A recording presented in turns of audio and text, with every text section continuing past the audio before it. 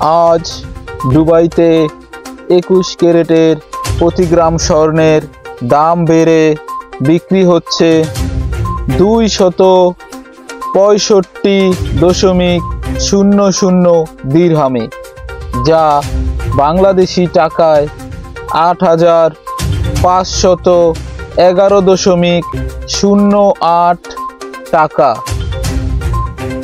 দুবাইতে আজ 22 ক্যারেটের প্রতি গ্রাম স্বর্ণ বিক্রি হচ্ছে 273.75 দিরহামে, যা বাংলাদেশি টাকায় 8,792.85 টাকা।